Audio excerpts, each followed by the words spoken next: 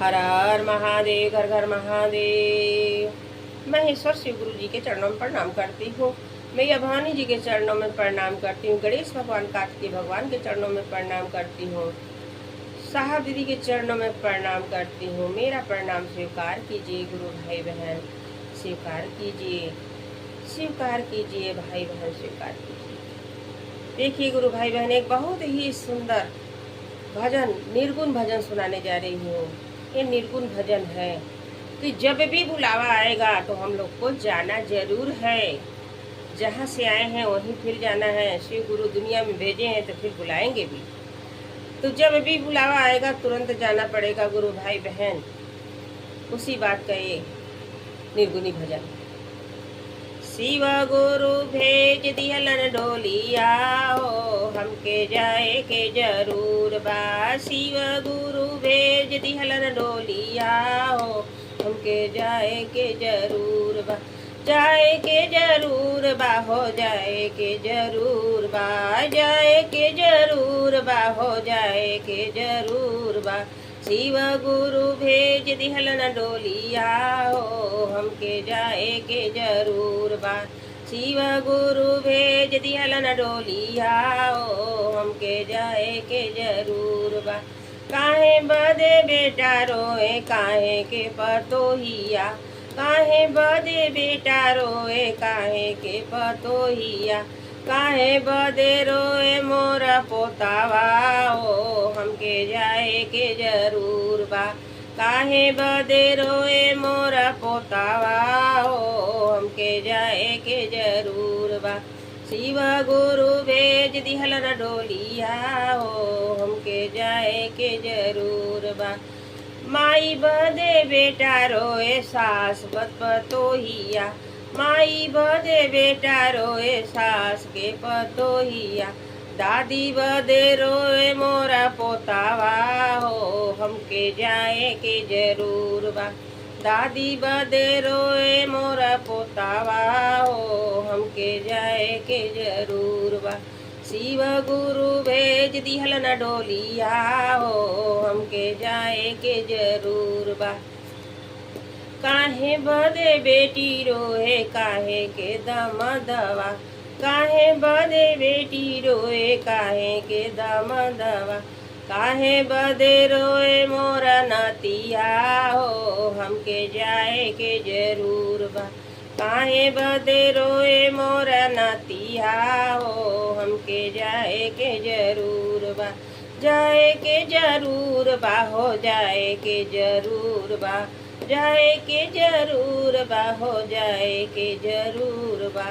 शिव गुरु भेज दिहलन डोलिया हो, हमके जाए के जरूर बा। अरे सास बदे माई बदे बेटी रोए, सास बदे दामादोआ, माई बदे बेटी रोए, सास बदे दामादोआ, नानी बदे रोए मोरा नतिया हो, हमके जाए के जरूर बा। नानी बदे रोए मोरा नतिया हो, हमके जाए के जरूर बा। शिव गुरु भेज दिहलन डोलिया हो, हमके जाए के जरूर बा। जाए के जरूर बा हो, जाए के जरूर बा, जाए के जरूर बा हो, जाए के जरूर बा। शिव गुरु भेज दिहलन डोलिया हो, हमके जाए के जरूर बा। शिव गुरु भेज दिहलन डोलिया हो, हमके जाए के जरूर बा।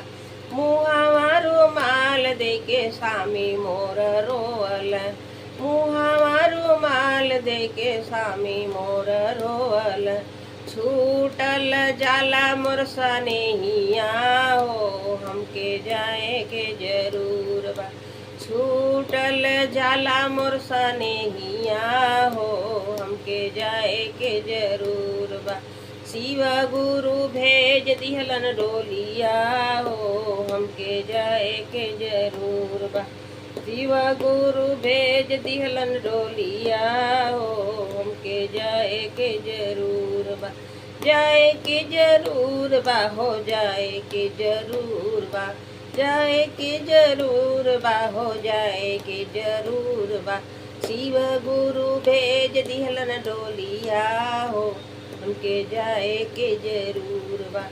पहिला में दया मंगबे, दूसरा में चर्चा। पहिला में दया मंगबे, दूसरा में चर्चा।